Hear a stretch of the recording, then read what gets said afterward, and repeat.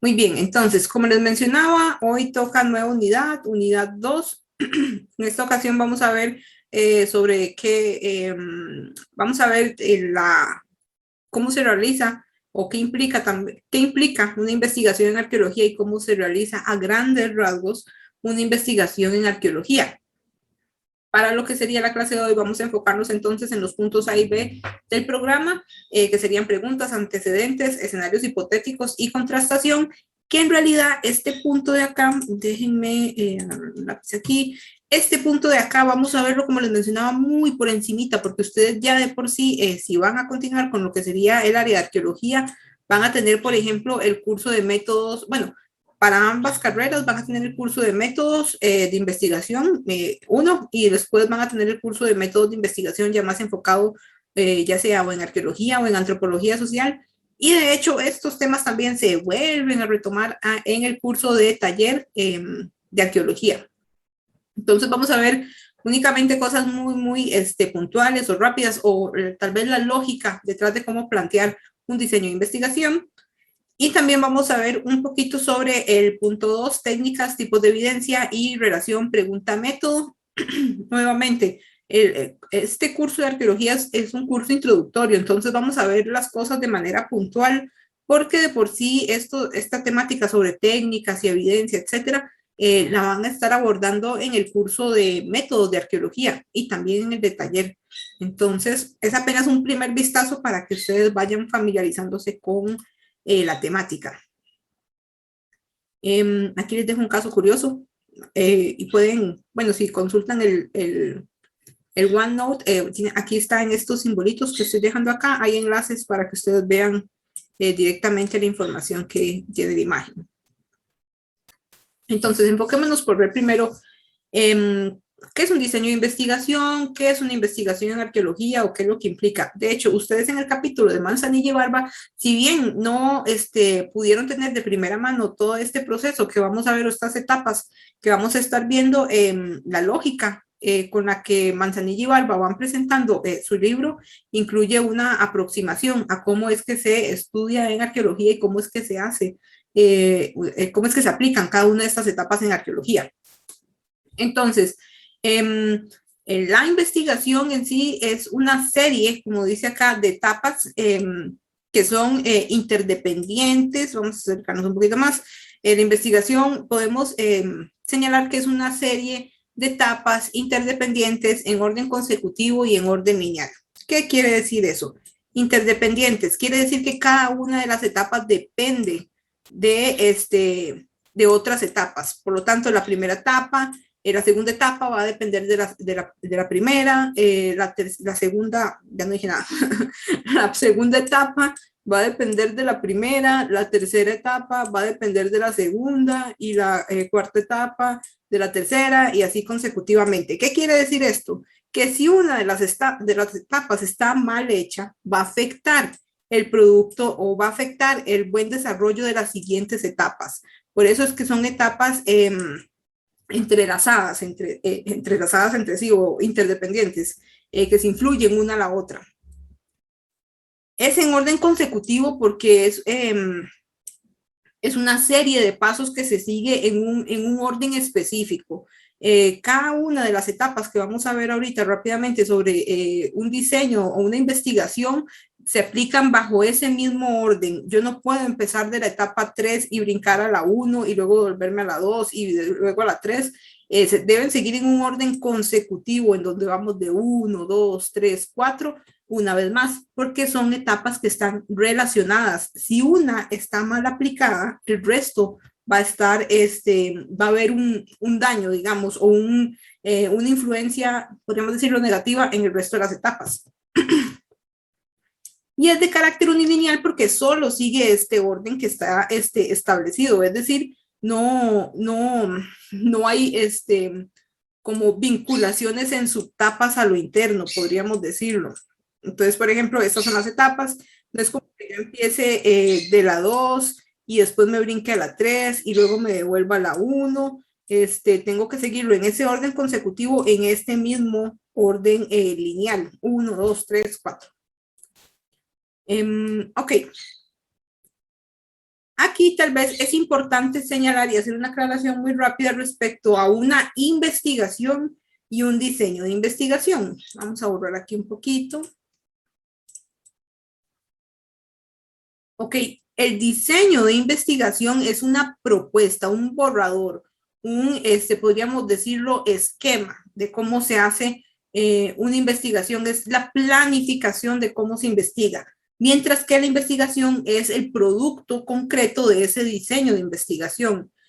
Por lo tanto, un diseño de investigación, una investigación va a incluir muchas más etapas que un diseño de investigación, pero eso ya ahorita vamos a ver un poquito.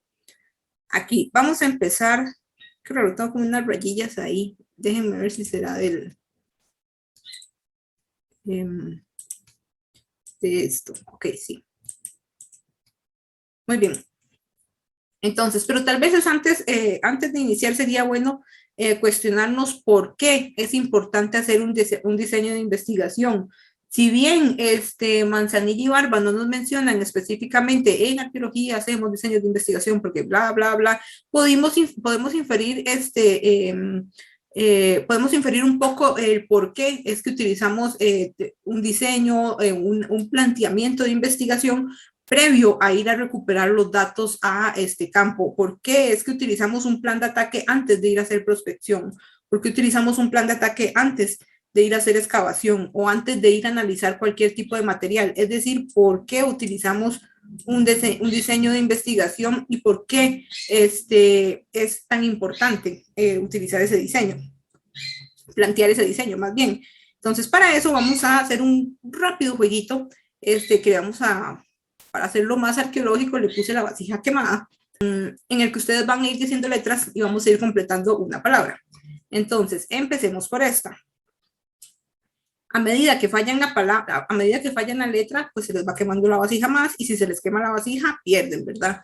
Entonces, de esta primera secuencia, de esta primera palabra, ¿alguno que se anime a decir alguna letra? O tal vez ya sabe cuál es la palabra que está ahí. De por qué es importante un diseño de investigación. Número 1, palabra clave que tenemos es destrucción. Que hay que recordar que la arqueología es destructiva, destruye los restos, los contextos o la evidencia de actividades humanas del pasado. Y también debemos recordar que tenemos una responsabilidad. La labor que cumple la arqueología es tan delicada como la labor de un cirujano. Recuerden que nos mencionaba Manzanilla y Barba en su capítulo 1 y también lo retomo un poquito ahorita en este capítulo que ustedes leyeron para el día de hoy. En esta vamos a hacer una carita muy, muy feliz. Es correcto. La palabra que nos faltaba es preservación. Y nuevamente, esta está muy relacionada con nuestra responsabilidad y la responsabilidad de la arqueología para conservar lo que sabemos sobre la historia humana antigua. Historia que no, mucha de la historia que no ha dejado restos escritos en la actualidad, de manera que tenemos que ser muy, muy cuidadosos respecto a cómo estudiamos los restos arqueológicos, porque una vez que los desenterramos, no hay vuelta de página, destruimos completamente. Por eso es importante ser muy, muy detallados a la hora de investigar. Y para poder hacerlo bien necesitamos un plan de ataque que nos diga cómo vamos a investigar, cómo vamos a excavar, por qué vamos a excavar y qué es lo que vamos a excavar. Porque en arqueología no excavamos por excavar ni excavamos por recuperar objetos antiguos, excavamos, investigamos, prospectamos, excavamos, analizamos materiales porque queremos responder a una pregunta de investigación y las preguntas de investigación se responden mediante el método, bueno, usualmente no es la única, pero usualmente se responden mediante método científico, que se compone de una serie de etapas, como les mencionaba, en orden consecutivo, unilineal, y que son etapas relacionadas unas con la otra. Ok, entonces, para poder responder a nuestras preguntas de investigación de la mejor manera y a la vez preservar todos los materiales arqueológicos, más que preservar materiales arqueológicos, a la vez preservar todo ese legado, toda esa historia sobre la humanidad antigua, debemos debemos planear un diseño de investigación que nos permita, número uno, ser eficientes en tiempo, recursos y en la información que vamos a recuperar. De manera que usualmente un diseño de investigación se compone por lo menos de estas etapas: una pregunta, antecedentes, teoría, método, resultados, discusión, conclusiones, y en el caso de arqueología, muchos también, en muchas otras áreas, tiene que haber un cierre en el que uno usualmente entrega informes o los materiales arqueológicos al Museo Nacional. Pero en general, una investigación se compone por lo menos de estas primeras etapas de acá. Ok, esta propuesta también, estas etapas y esta propuesta de etapas puede cambiar mucho también dependiendo del manual de investigación que ustedes lean.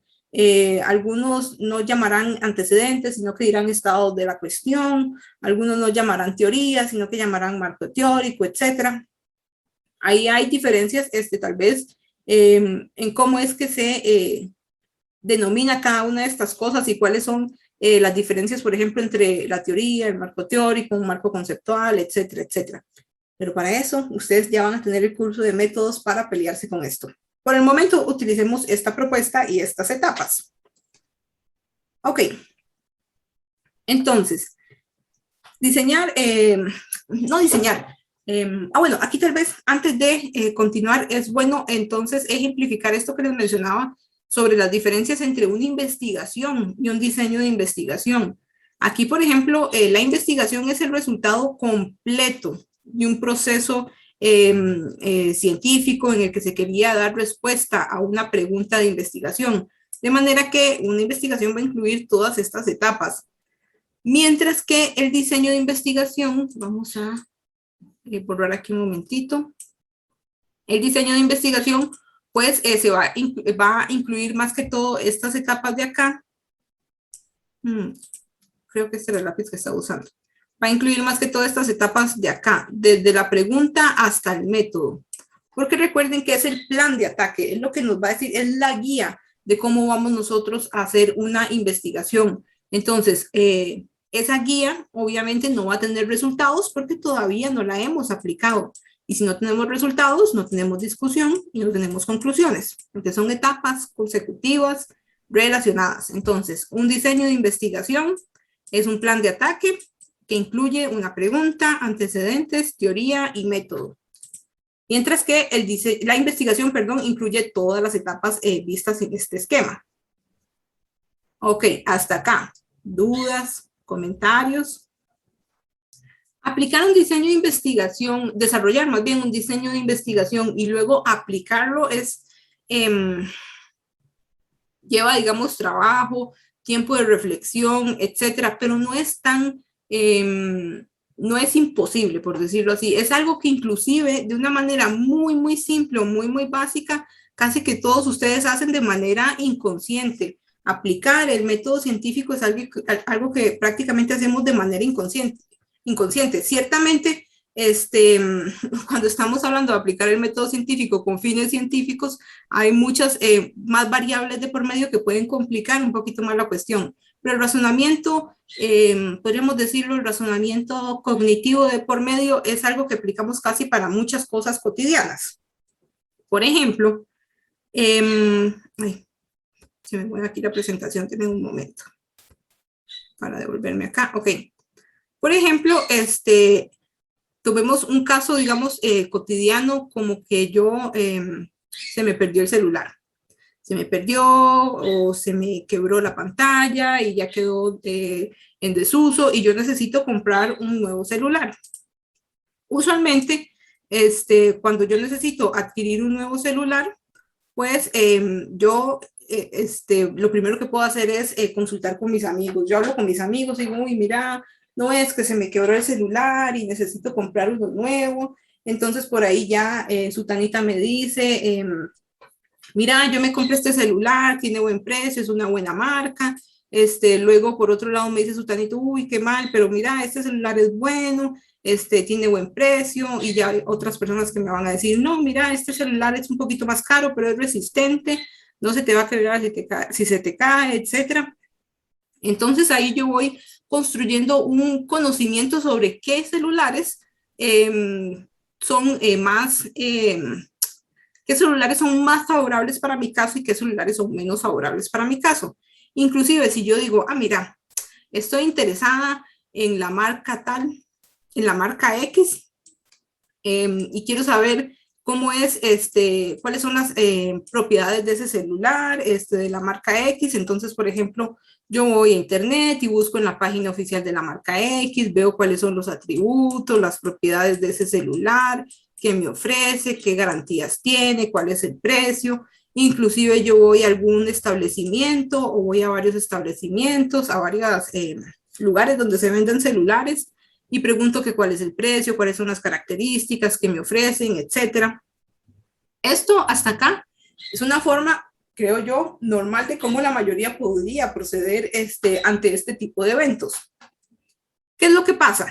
Usualmente después de esto, ¿cómo hacen ustedes para decidir arriesgarse a comprar el celular?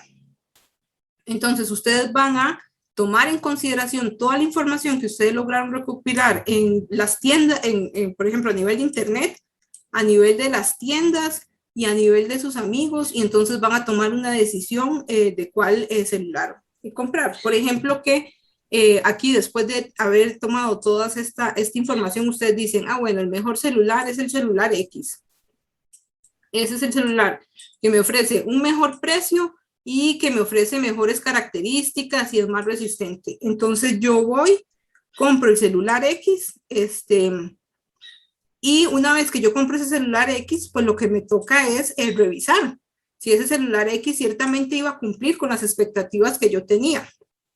¿Qué es lo que puede ser? ¿Cuáles son los dos resultados que yo podría tener de las expectativas respecto a mi celular? ¿Ok? Uno sería que, exacto, hice una buena compra, cumplí con las expectativas. Otro es que mis expectativas no fueron cumplidas y por lo tanto yo asumo que no hice una buena compra. Entonces, ¿qué es la conclusión de todo esto que yo voy a hacer?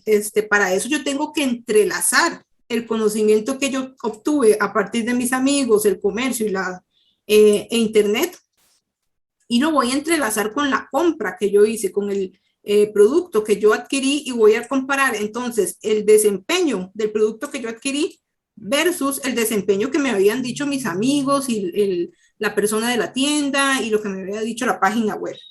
Y entonces luego de esa comparación es que yo voy a poder llegar a una conclusión respecto si el producto que yo tenía cumplió mis expectativas correctamente o si no cumplió mis expectativas correctamente.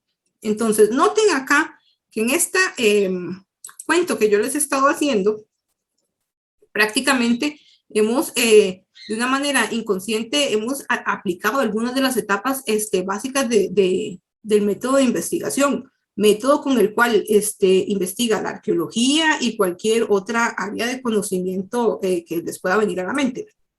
Entonces, en esta etapa, yo tenía una pregunta: ¿qué voy a hacer con el celular que se me rompió? ¿Cuál es el mejor celular que yo puedo adquirir? En los antecedentes, es decir, en la caracterización sobre el tema que yo estoy investigando, es decir, un celular, yo voy a buscar información respecto a ese celular. Voy a preguntarle a mis amigos, y para eso también voy a complementar con, podríamos decirlo, explicaciones más generales sobre ese celular. Aquí tenemos explicaciones de carácter muy, muy particular, que sería cada uno de mis amigos. Aquí tenemos explicaciones todavía más generales, por ejemplo, revisiones de este celular por diferentes páginas web, la misma página web oficial del celular, diferentes vendedores sobre ese celular, y yo voy a tener aquí entonces un conocimiento sobre el fenómeno que estoy estudiando, que en este caso ese fenómeno, esa pregunta, sería un celular. Todo eso, todo ese conocimiento que yo voy generando sobre eso que quiero estudiar, se llama antecedentes y se llama teoría, para efectos del curso, ¿verdad? Luego, ¿qué procede? Claro, yo después de esto voy a tener una lista de cosas que debería hacer. Bueno, ya averigüé cuál es el celular, ya sé que el celular es el más idóneo para mis necesidades, etcétera. Lo que procede es comprar el celular y comprobar si ese celular ciertamente me va a servir. La compra de ese celular podríamos llamarlo, en este caso particular, el método, que es donde yo voy a poner a prueba. El método aquí sería la compra y utilizar ese celular para poner a prueba si de verdad el celular funciona. Y los resultados tendrían que ver con con tal vez el grado de satisfacción que yo tengo por ese celular. ¿Cómo es que yo puedo? Aquí tenemos dos grados de satisfacción. Uno sería que me agradó el celular y el otro sería que no me agradó el celular. Pero aún así, esto no solo, digamos, termina en un simple hecho de que si me agrada o no el celular. Usualmente, luego de eso, yo hago una reflexión respecto a lo que yo sabía sobre ese celular y los resultados que yo obtuve sobre ese celular. Es decir, yo hago una reflexión, una contrastación entre la teoría y los antecedentes, es decir, una contrastación respecto al conocimiento que yo tenía sobre el fenómeno que quiero estudiar, es decir, el celular, lo contrasto versus los resultados que yo obtuve de esa compra, es decir, el uso del celular y cómo se desempeñó. A partir de eso es que yo puedo generar reflexiones más explicativas, podríamos decirlo, respecto a ese conocimiento que yo inicialmente tenía sobre mi problema de investigación, es decir, ese conocimiento que yo tenía sobre el celular que me habían recomendado. Y este proceso lo que va a hacer es construir más conocimiento respecto al uso del celular X. Es decir, lo que va a permitir es poner a prueba si realmente el celular X es lo que promete ser o si es o si no cumple con las expectativas de lo que promete ser. Una vez más, toda esa lógica podemos encapsularla en estas mismas etapas de un método de investigación. Cuando traducimos esto a términos arqueológicos, ciertamente va a haber, digamos, varias adaptaciones que tenemos que hacer al respecto, pero la misma lógica que acabamos de ver es una lógica muy similar a la que ustedes pueden utilizar para poder desarrollar una investigación a nivel arqueológico o cualquier otro tipo de área de conocimiento. Ok, tal vez antes de pasar a hablar sobre la parte arqueológica, dudas, comentarios, el ejemplo del celular es un ejemplo, ¿verdad? Como les mencionaba, muy básico, muy cotidiano, pero la lógica en la que investigamos es muy parecida. En el caso de la arqueología, inclusive, también desarrollamos preguntas o desarrollamos inquietudes que deben ser respondidas mediante un diseño de investigación y su consecuente aplicación. Aquí lo importante tal vez de enfatizar en el caso de la arqueología es que en arqueología las preguntas son sobre seres humanos. Si bien utilizamos objetos para poder conocer sobre esos seres humanos, las preguntas deben enfatizar en entender qué pasaba, qué hacían esas sociedades en el pasado, cómo vivían esas sociedades en el pasado, es decir, enfocado siempre en entender el factor humano dentro de nuestra pregunta. Y por eso, es importante también hacer me parece relevante, comentario respecto a que una pregunta de investigación, según la Real Academia Española, cualquier pregunta, según la Real Academia Española, inicia por una partícula interrogativa.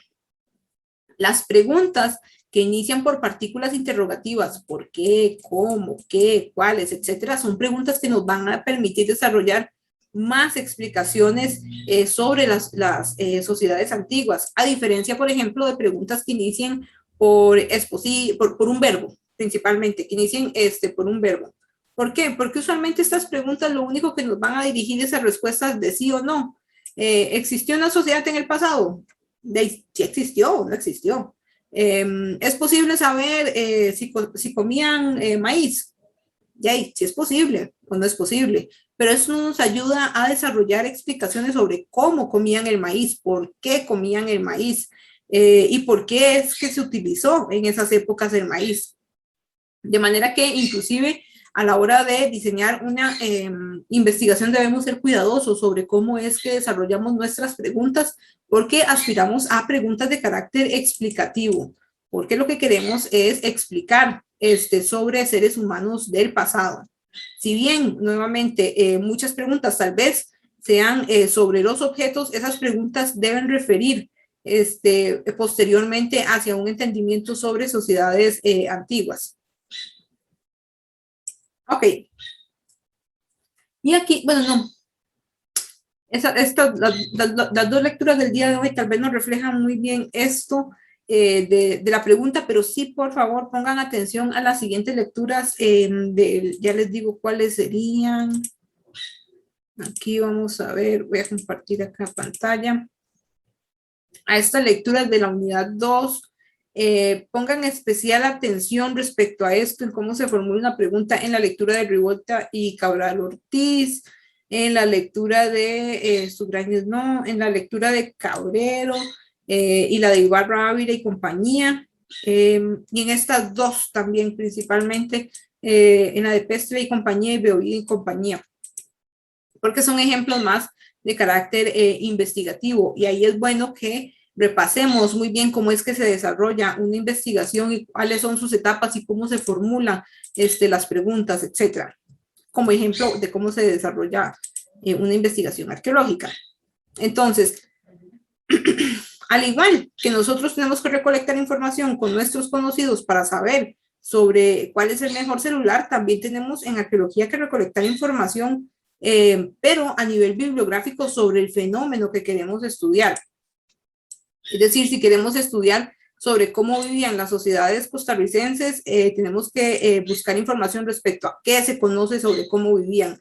Bueno, Corrales nos hizo una síntesis, entonces Corrales dice que las sociedades viven así, así, así, y esta otra persona, Ibarra, hizo una síntesis y también dice que las sociedades vivían así, así, así, etcétera. Es recolectar todo el conocimiento que tenemos respecto al tema que queremos investigar, dígase cómo vivían, qué comían, qué cazaban, no sé, qué construían, etcétera, etcétera.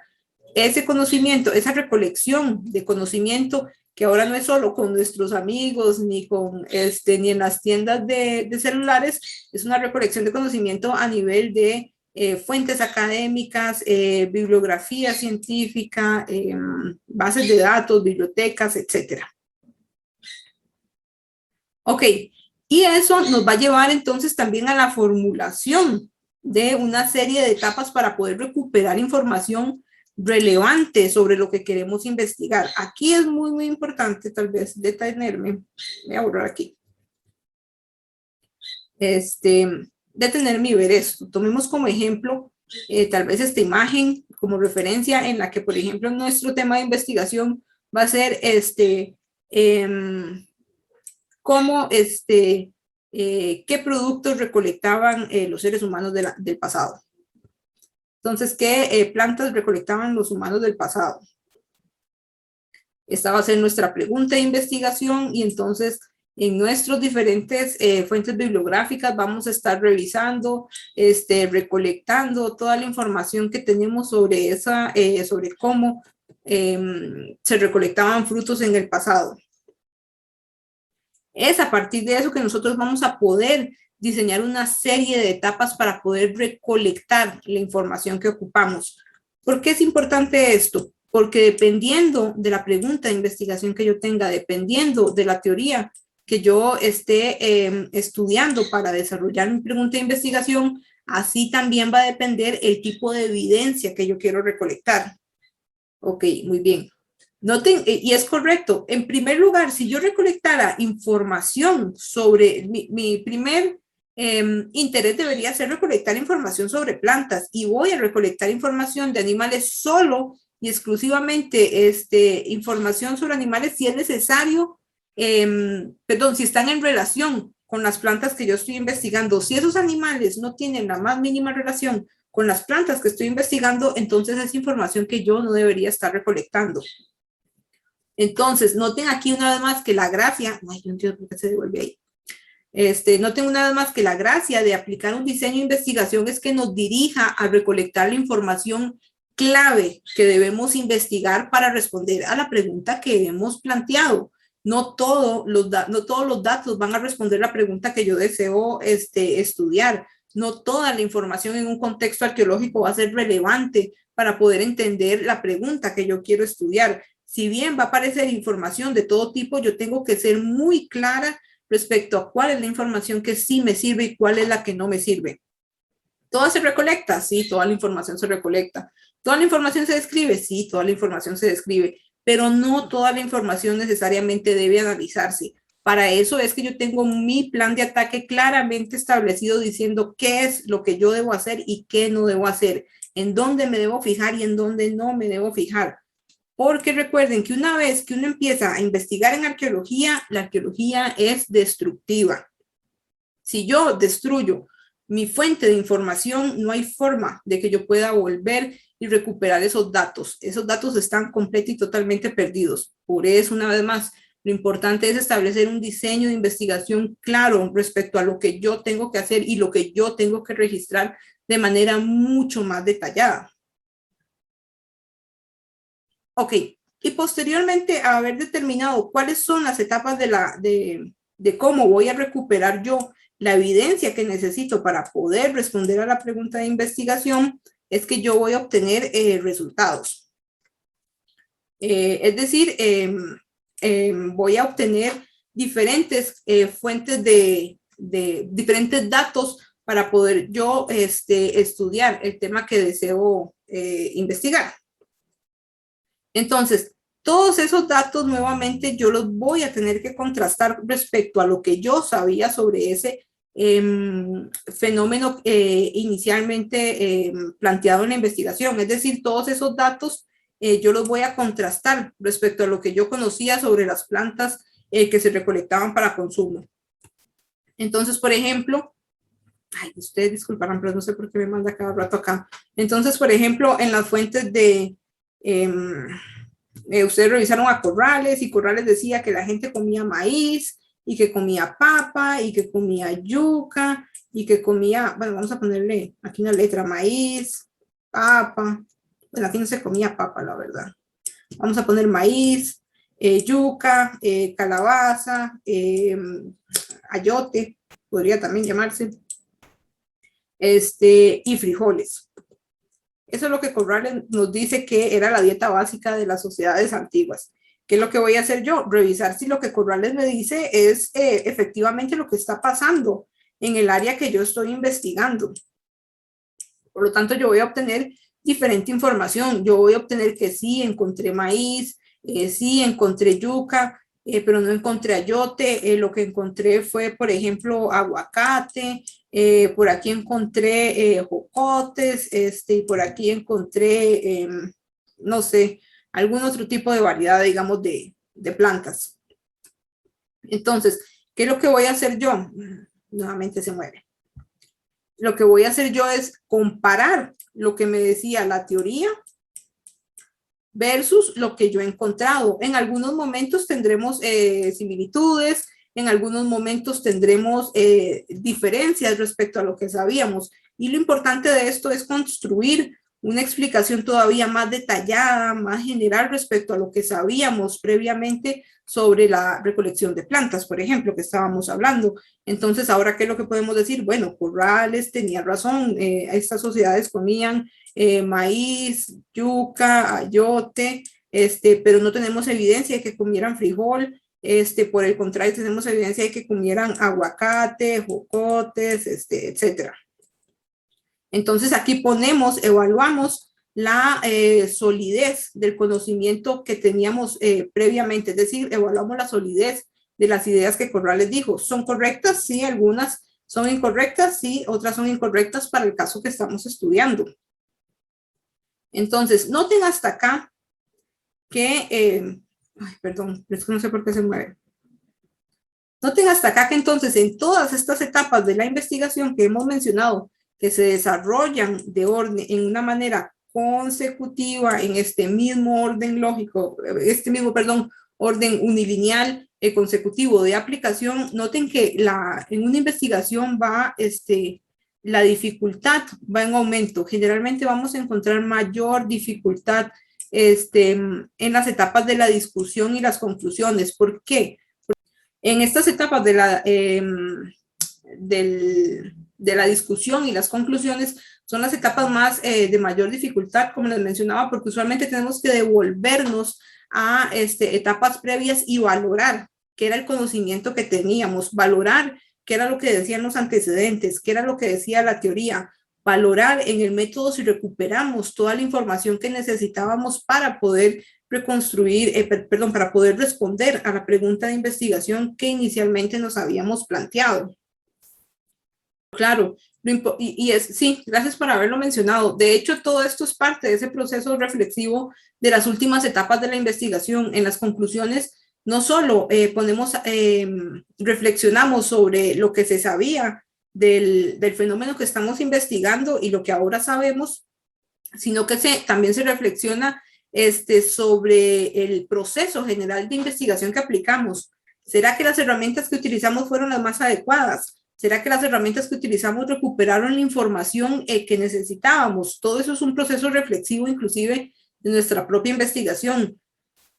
A la vez que es un proceso reflexivo exacto sobre el conocimiento que tenemos sobre el tema que estamos investigando. ¿Qué conocíamos? ¿Qué conocemos ahora? ¿Y qué nos queda pendiente todavía de conocer? De hecho, respecto a esto que mencionaba el compañero, mucho del conocimiento que se genera en una investigación no son respuestas, son más preguntas, porque es muy difícil, ya sea a nivel de tiempos y recursos, desarrollar una investigación que pueda responder a cabalidad varias preguntas sobre sociedades antiguas, por ejemplo. Ok, entonces, como les mencionaba, estas son las etapas básicas de un diseño de investigación. Respecto a cómo se hace un diseño de investigación, qué se debe incluir en los antecedentes, la teoría, el método, etcétera. Ya van a haber cursos más especializados para esto. Por el momento lo importante es saber que se compone de estas etapas, y en el caso del día de hoy vamos a centrarnos en discutir con un poquito más de detalle lo que sería el método en arqueología, es decir, cuáles son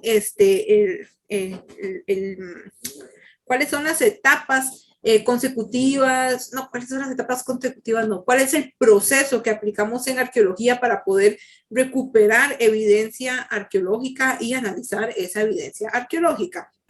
Entonces, como habíamos mencionado, a nivel de método, en arqueología usualmente empezamos de la escala más grande a una escala más pequeña. Como si fuera, por ejemplo, cuando ustedes tienen estas herramientas de la lupa o de zoom, por ejemplo, en las imágenes, ustedes cada vez que le van dando más y más a la lupa, pues van aumentando el detalle de la imagen. Así es como trabaja la arqueología. Empezamos desde lo menos detallado hasta lo más detallado. En esa misma escala empezamos ya sea para trabajos de campo, como lo sería las técnicas que vamos a ver en el libro de Manzanilla, que serían principalmente las técnicas de prospección y las técnicas de excavación. Empezamos siempre desde lo que nos ofrece una visión más general, más amplia, hasta una visión mucho más específica y más detallada, una visión más micro. Y esta misma lógica también aplica para el análisis de los objetos. Empezamos viendo los detalles más macro, más generales, hasta los detalles más micro, los detalles más específicos, más inclusive a nivel de tamaño más reducidos. Y esta misma lógica es la que presenta Manzanilla en su libro. Bueno, aquí tal vez antes de pasar a Manzanilla, quisiera retomar una de las frases que Manzanilla y Barba mencionan. Aquí es importante, una vez más, insistir en que no estamos estudiando solo objetos, estudiamos actividades humanas del pasado, estudiamos desarrollos sociales del pasado, y para esto, si bien utilizamos como primer material de evidencia los objetos antiguos, no solo estudiamos objetos antiguos, sino que estudiamos objetos antiguos según su contexto arqueológico, es decir, según su espacio y tiempo de procedencia. Y esto es algo que ustedes van a ver un poquito con más detalle en teorías antropológicas 1, si mal no estoy, van a tener esta noción de qué es contexto arqueológico y cómo se empezó a construir todo este entendimiento sobre lo que es el contexto arqueológico. Aquí lo importante de entender y de por qué no solo estudiamos objetos es que no estudiamos evidencia de manera aislada, es decir, evidencia sin interactuar con otro tipo de datos. Nosotros estudiamos contextos arqueológicos porque queremos ver la forma en que se relacionan los datos entre sí, esa forma en la que interactúan los datos, ya sea a nivel espacial o a nivel, y a nivel temporal más bien.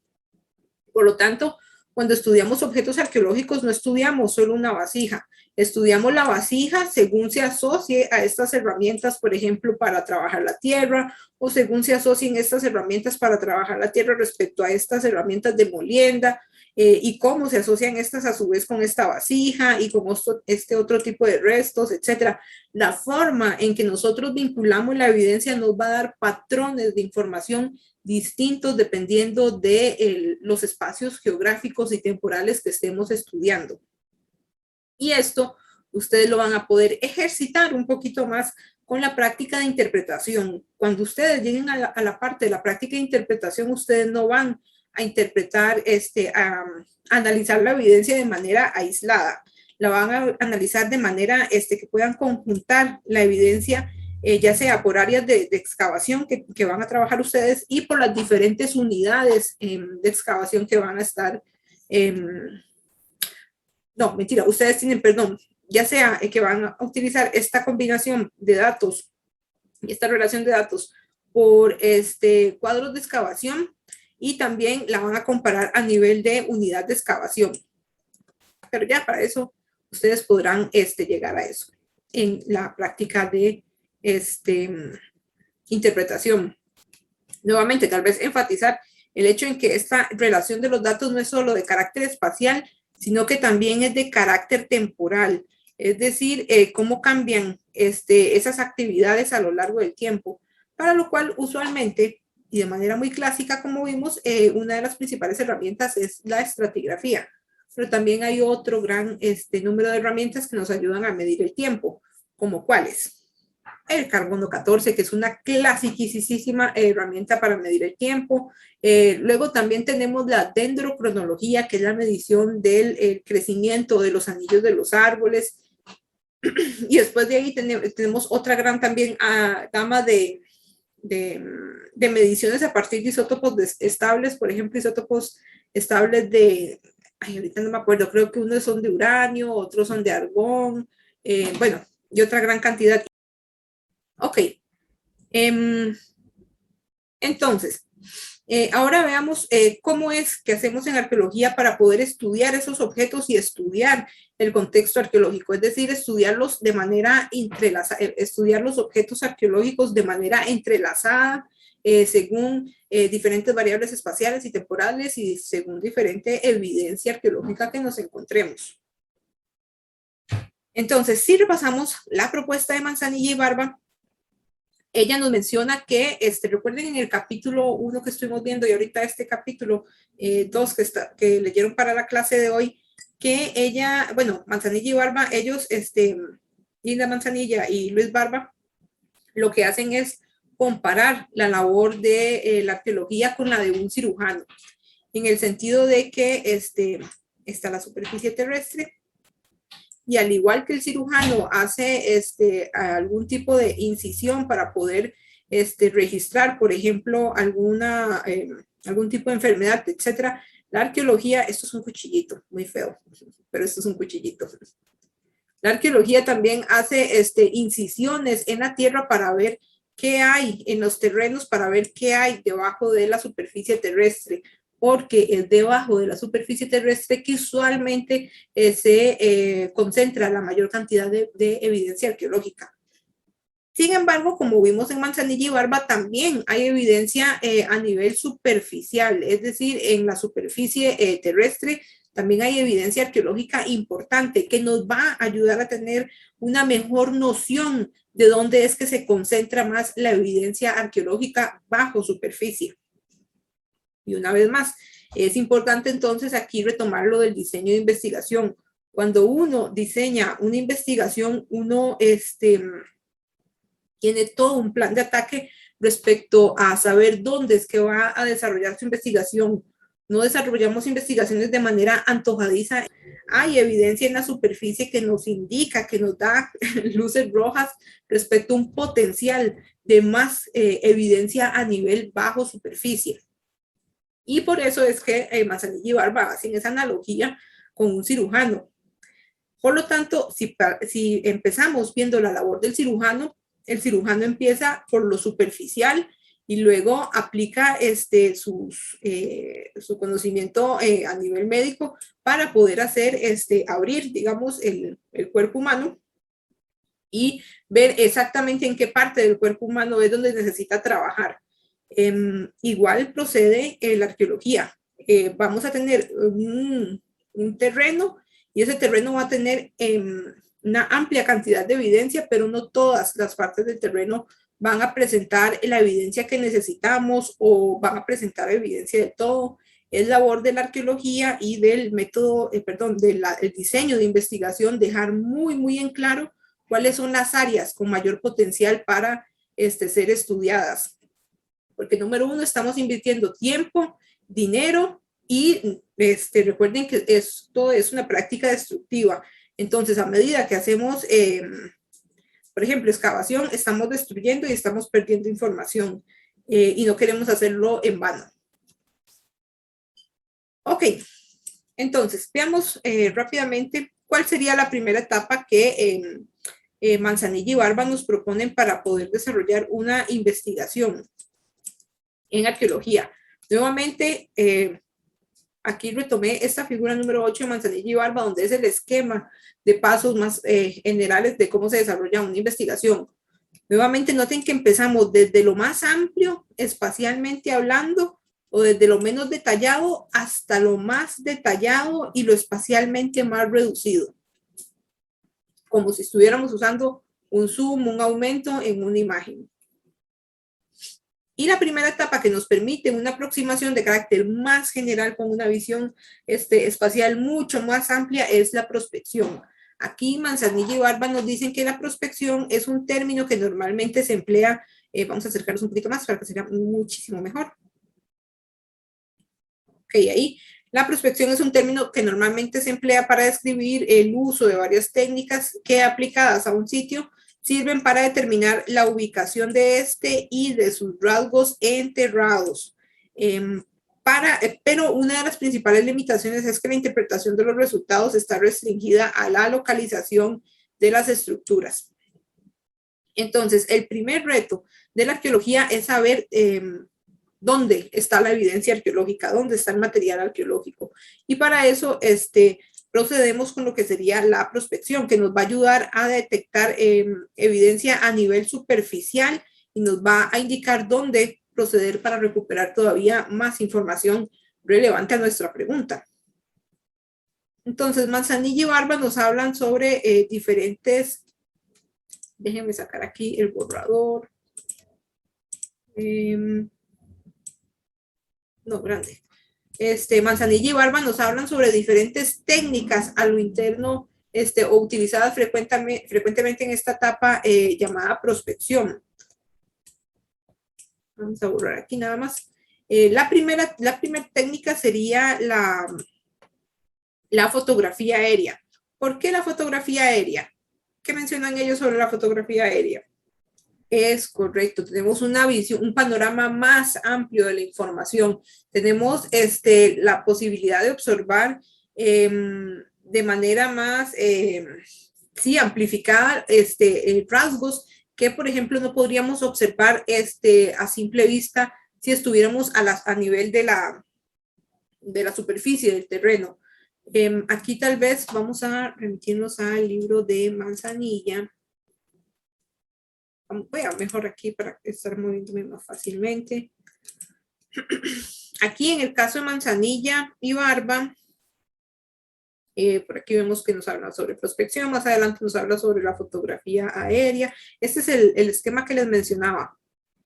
Página 23.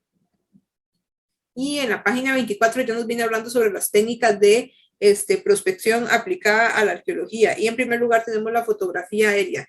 Noten que ellos mencionan que nos permite ver la relación entre los hechos culturales que modifican las características del suelo y varios tipos de marcas en el suelo observables desde el aire. Aquí lo importante de ver, y como Manzanilla y Barba explican al inicio de este capítulo, es que toda actividad humana deja huellas. Ya sea, podemos pensar lo que deja huellas en los paisajes, deja huellas a nivel de cómo es que esas personas modificaron el paisaje, deja huellas respecto a cuáles fueron las actividades que se desarrollaron en el paisaje. Esas son las primeras pistas que la arqueología debe ir ubicando para poder tener una mejor noción de dónde hay más evidencia arqueológica para poder estudiar mejor nuestras preguntas de investigación. Aquí inclusive ellos nos mencionan que la fotografía aérea tiene una capacidad de abarcar grandes extensiones en una simple imagen y establecer la correlación entre rasgos que son imposibles de apreciar a nivel de suelo. Por lo tanto, vamos a registrar patrones de distribución que facilitan la detección y delimitación de posibles sitios de estudio. Entonces, la fotografía aérea no solo nos permite tener un panorama más amplio de la información, sino que también nos permite detectar zonas con potencial de investigación. Es decir, nos permite detectar huellas huellas humanas del pasado en paisajes actuales y nos permite identificar patrones de información. ¿Qué quiere decir eso? Por ejemplo, patrones de información. Bueno, podemos utilizar esta imagen. Por ejemplo, aquí tenemos una imagen que no se ve muy bien, pero esto es una imagen a nivel, digamos, regional, mucho más amplio, en donde puede haber diferente información. Por ejemplo, podemos ver patrones en el sentido de que hay ausencia de vegetación boscosa. Eso podría ser evidencia tal vez de que hay algún tipo de actividad humana interesante del pasado que podemos estudiar.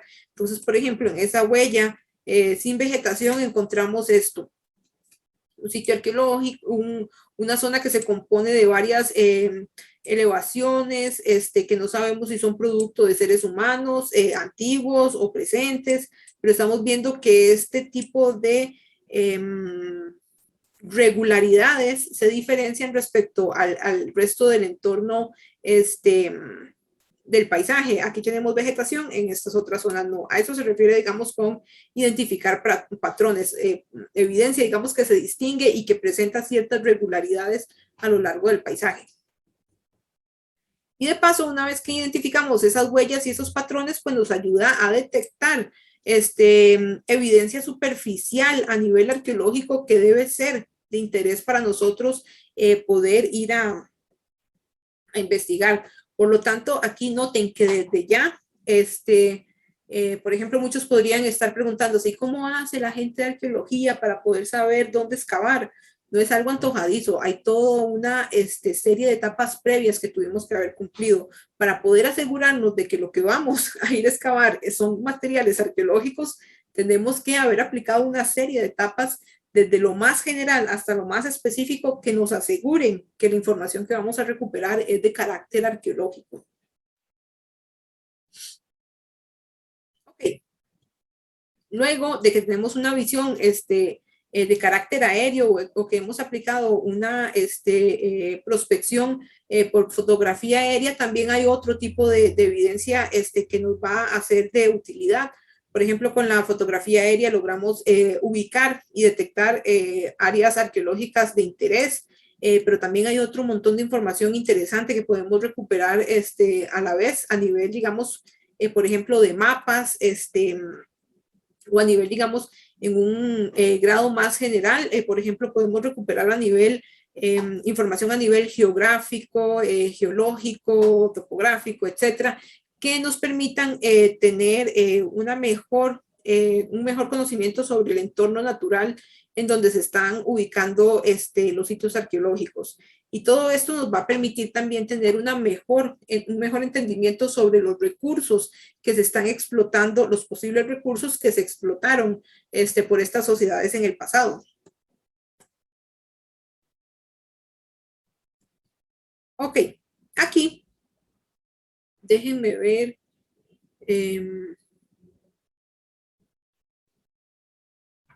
Creo que esta sección Manzanilla y Barba no las mencionan explícitamente, pero aquí tal vez lo importante, como les mencionaba, de estas otras, Manzanilla y Barba lo presentan en este esquema, pero yo creo que ellos no lo mencionan textualmente en este capítulo que ustedes comentan, que ustedes leyeron, perdón, pero también además de esta visión más aérea o panorámica de la información, como les mencionaba, podemos complementar con evidencia a nivel geológico, topográfico, geográfico, etcétera, etcétera, con el fin de tener un mejor entendimiento respecto a los recursos y por lo tanto caracterizar los recursos disponibles en esa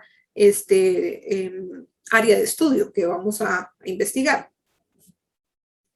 Posteriormente, de tener una mejor noción a nivel espacial de cómo es la zona que vamos a investigar, podemos aplicar técnicas que nos aseguren o que nos permitan tener una mejor seguridad respecto a dónde está la evidencia arqueológica.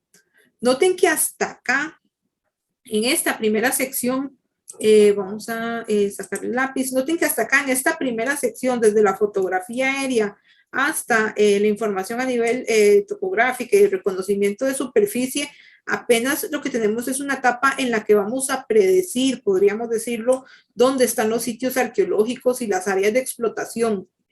Importante señalar, y que Manzanilla y Barba también comentan, es que la prospección en estos niveles es siempre debe ser corroborada a nivel de superficie, podríamos decirlo. Si bien nosotros, por ejemplo, ya tuvimos fotografías aéreas y detectamos estas rasgos, estos patrones de información que destacan o que se vuelven de interés para nosotros, debemos ir, literalmente ir a estas zonas que detectamos y revisarlas mediante un reconocimiento, digamos, superficial de estas áreas y ver si ciertamente tienen el potencial que nosotros vimos a nivel aéreo. Una vez que hemos reconocido ese potencial, podemos aplicar otra serie de etapas que nos van a asegurar, que nos van a dar una mejor visión respecto a dónde se encuentra la evidencia arqueológica que necesitamos. Y para eso podemos proceder con técnicas geofísicas. En primer lugar, podríamos aplicar lo que sería la técnica, estas imágenes están al revés, pero no importa. Podríamos aplicar lo que sería la técnica electromagnética. Bueno, podríamos aplicar ya sea la técnica electromagnética o la técnica de el magnetómetro o la de resistividad eléctrica. Creo que cualquiera de esas tres en cualquier orden va a depender mucho también de el tipo de investigación, pero digamos que como segunda etapa después de la fotografía aérea va a ser la aplicación de técnicas geofísicas a nivel de resistividad eléctrica, magnetometría y técnicas electromagnéticas. Ok, ¿qué nos dice Manzanilla y Barba respecto a la resistividad eléctrica? ¿Por qué es útil? ¿Qué es lo que qué es la información que se obtiene mediante la resistividad eléctrica? Pero, como bien menciona el compañero, la gran ventaja que nos ofrecen estas técnicas geofísicas es que nos permiten poder ver qué hay debajo de la superficie sin necesidad de excavar. ¿Qué quiere decir esto? Que estas son técnicas no destructivas. Podemos tener, no el mismo, pero un potencial similar al de una excavación sin necesidad de excavar y sin necesidad de destruir contextos arqueológicos.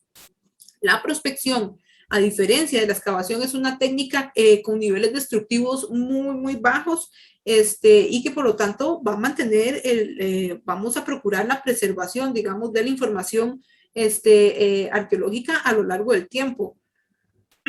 A diferencia de la excavación, que sí es una técnica invasiva, destructiva, y que una vez que la aplicamos no hay forma de recuperar la información que ya ha sido excavada. Entonces, tal vez aquí vamos a devolvernos a la lectura de Manzanilla y Barba. Ok, y aquí veamos, bueno, ellos nos hablan de que hay técnicas geofísicas de dos tipos, pasivas y activas. En el caso de la resistividad eléctrica es una técnica activa porque lo que va a hacer es estimular el suelo mediante electricidad y ver cómo esa electricidad se conduce a lo largo del suelo. Aquí nos vamos a devolver un poquito a esta imagen. Entonces, noten aquí esta imagen que tiene muy mala calidad, pero noten aquí, aún así, aunque tiene mala calidad, se puede ver un poquito. Noten aquí que hay esta persona está introduciendo algunos aparatillos de metal en la superficie del suelo donde va. Estos aparatillos de metal lo que van a hacer es como emitir electricidad al suelo y ver, medir cómo es que se comporta el flujo o la conductividad de esa electricidad en el suelo. Entonces, por ejemplo, ojo aquí, yo no soy experta, yo lo estoy haciendo en palabras más, en palabras menos técnicas, ¿verdad? Esto no debe ser la jerga técnica que usan la gente que aplica resistividad eléctrica. Entonces, por ejemplo, ustedes aquí introducen el aparatito que va a emitir la electricidad y lo que va a hacer esto es, vamos a cambiar de color a rojo, lo que va a hacer esto es emitir electricidad y lo que va a hacer el flujo de electricidad es ir trasladándose a lo largo de la Tierra. En el momento en que el flujo de electricidad se corte, aquí vamos a volver a dibujar, en el momento en que el flujo de electricidad se corte es porque posiblemente ahí hay algún tipo de objeto, de material que no es conductor de la electricidad. Entonces, aquí en estos momentos en donde hay un material que no conduce electricidad, se termina ese flujo. Vuelve a continuar ese flujo, me imagino que por otro tipo de aparatito, y va volviendo a medir qué tanto va conduciéndose. A medida que van apareciendo más elementos que no permiten ese flujo de electricidad, ahí es donde vamos a tener evidencia, digamos, luces de alerta respecto a información interesante para evaluar. ¿Por qué? Porque Manzanilla y Barba nos dicen que este tipo de evidencia nos ayuda, como bien mencionaba el compañero, nos ayuda a detectar qué hay debajo de la, pues vamos a quitar estos tres porque son los de actividad geofísica. En el caso de la resistividad eléctrica, ellos nos dicen que lo que hace es medir la resistencia a conducir electricidad y lo que va a hacer es detectar materiales que no conducen la electricidad. Y esos materiales que no conducen la electricidad pueden ir, por ejemplo, desde rocas que se utilizaron para construir un muro o, por ejemplo, algún tipo de objeto fabricado que no conduzca electricidad, que no sé, fue fabricado en piedra o en cerámica, etcétera. La cuestión es que eso va a emitir una serie de señales en donde se detiene ese flujo eléctrico y nos va a dar luces rojas respecto a dónde hay más evidencia, donde posiblemente hay más evidencia arqueológica. Esto no asegura por completo que hay evidencia arqueológica, pero sí es una muy buena forma de saber dónde hay cosas que no son podríamos decirlo, comunes en el suelo. Y pues el material arqueológico no es algo común en la producción normal del suelo según características geológicas. Y el mismo cuento aplica para el resto bueno, no el mismo cuento, un cuento muy parecido aplica para el mismo resto de técnicas geofísicas. En el caso déjenme sacar aquí el lápiz, en el caso de, por ejemplo, la técnica por magnetismo, lo que va a hacer es medir las propiedades magnéticas del suelo, como dicen ellos, y generalmente esto es una muy buena técnica para detectar zonas donde se utilizó o se aplicó fuego, como los hornos o algún otro tipo de zonas donde hubo actividad del fuego. Inclusive, ellos nos hablan que se pueden identificar estructuras arquitectónicas. En el caso de la técnica de electromagnética, pues lo que va a hacer es medir también propiedades magnéticas en el suelo y la resistencia a conducir electricidad del suelo. Y usualmente es una técnica útil para detectar metales. Y también, como es útil para detectar metales, pues también nos quita como, reduce, como dice acá, el sesgo interpretativo por aparición de metales debajo de la superficie. Entonces, noten que aquí, y como bien explica este esquema que ellos hicieron, desde la fotografía aérea hasta la topografía, tenemos un panorama muy, muy amplio a nivel espacial, mientras que estas técnicas geofísicas nos van a reducir ese panorama a nivel espacial.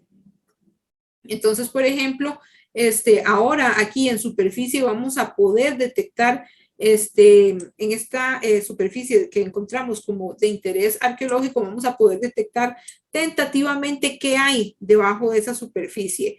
Por eso es que es una forma, podríamos decirlo también, predictiva de la evidencia que está bajo la superficie para poder corroborar si los resultados de estas técnicas geofísicas son correctos o no. Debemos proceder a otro tipo de técnica, que sería la excavación. Pero además, antes de aplicar excavación, tenemos una última técnica de prospección que puede ser de utilidad, que aquí Manzanilla y Barba no lo mencionan en este esquema, pero sí lo mencionan en el texto, y estamos hablando de los análisis químicos de suelos, o como ellos mencionan, la prospección química. ¿Qué nos dicen Manzanilla y Barba respecto a la prospección química? ¿Qué es? Sí, en realidad lo que el compañero nos comentaba es, está bien, tal vez ahí lo único que podría agregar es el hecho de que son evidencia a nivel de elementos químicos presentes en el suelo que van a dar luces, podríamos decirlo, respecto a dónde hubo actividad humana. Entonces, Manzanilla y Barba nos dicen que uno de los principales elementos, uno de los principales componentes químicos que nos va a dar evidencia sobre actividad humana son los fosfatos. Esa evidencia que usualmente ellos nos mencionan está relacionada con prácticas como donde se desecha la basura y todo eso, se hacen grandes concentraciones de fosfato. Déjenme ver si por aquí está prospección magnética, para que ustedes se ubiquen. Aquí está prospección química, para que ustedes se ubiquen un poquito en el texto de Manzanilla y Barba, por si desean repasarlo. Sería la página 30, sí. Página 30, prospección química. Aquí, bueno, ellos nos van mencionando que, y como muestra bien la imagen, son muestreos que se hacen del suelo, de la superficie, del terreno que vamos a estudiar, y esa tierra se analiza químicamente y dependiendo de la composición química que tenga, es decir, dependiendo de los elementos que presenten, podría darnos evidencia sobre algún tipo de actividad humana. Por ejemplo, suelos con ricos en fosfato podrían ser evidencia de actividades humanas antiguas ahí. También, por ejemplo, Manzanilla y Barba, aquí nos devolvemos, nos hablan sobre otros elementos, pero que usualmente me parece son menos utilizados, por lo menos a este nivel de prospección. Son elementos menos utilizados, como lo sería el calcio, el hierro, el sodio y el cloro. Todos estos elementos lo que van a hacer es darnos evidencia sobre actividad antrópica, es decir, sobre actividad humana. Ok. Y respecto a lo que sería el resto de técnicas, estratigrafía y química del suelo, que está muy parecida a lo de la prospección química, lo vamos a dejar para el capítulo. Manzanilla y Barba lo discuten con mayor detalle en el siguiente capítulo, por lo tanto lo vamos a dejar para la siguiente clase.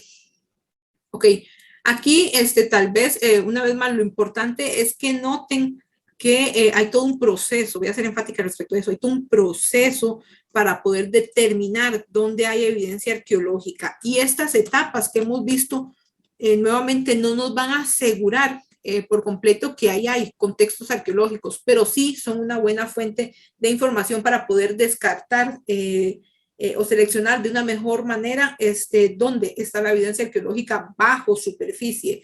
Si queremos corroborar definitivamente si hay o no evidencia arqueológica bajo superficie, para eso tenemos otra herramienta que será la excavación y que vamos a discutir más adelante.